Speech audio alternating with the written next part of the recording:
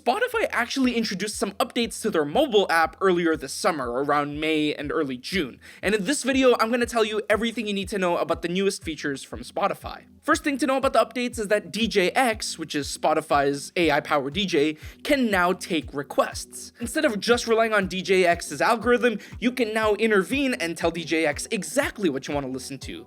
And to do this, all you have to do is open up DJX on Spotify, and then in the bottom right corner, you just tap and hold on the icon and then just tell it what you want to do.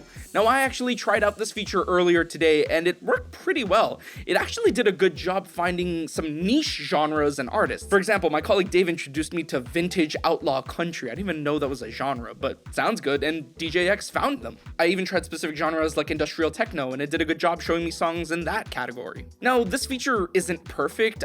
For example, I tried to request for hard techno, and then it started playing 1035 by Tiesto, which is more of like a pop house song. But for about 9 times out of 10, the feature did work, so it's a pretty cool addition. Now, if you have a Spotify premium subscription, you'll have noticed some updates to the user interface. For example, the queue has been redesigned. You can actually see what's playing after your queue ends, and there are larger, more visible buttons for the shuffle and smart shuffle features, repeat, and the snooze timer is right there in the queue. You don't have to go into the menu to trigger that. It's just right there. This has honestly been really awesome for playing music before going to bed. Spotify has also rolled out the hide feature, and as the name implies, the hide feature allows you to hide songs from a playlist that you or someone else made, and it just means that that song won't queue up while you're playing music. Now, if you need more of a break from that song, there is now a 30-day snooze feature. What this does is remove that selected song from your recommendations for up to 30 days, which is great because it allows you to take a break from the song,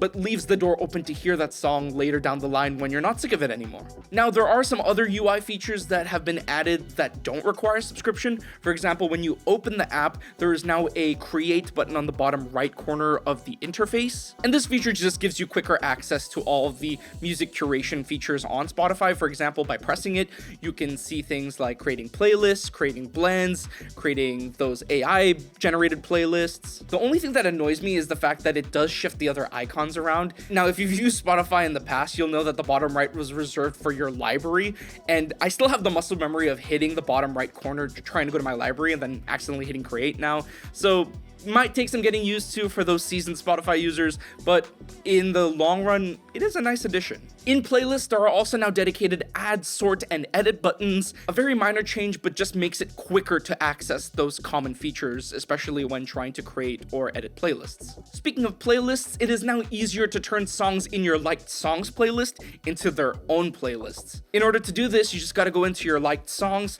and then filter the songs by genre, and then you can hit the button called make this a playlist, and it will turn the track list there into its own playlist. Again, just another way Spotify lets you quickly curate songs into its own playlists. In addition to everything I just talked about, there are a few more minor updates to take note of. For example, on the search page, there is now a dedicated upcoming releases hub.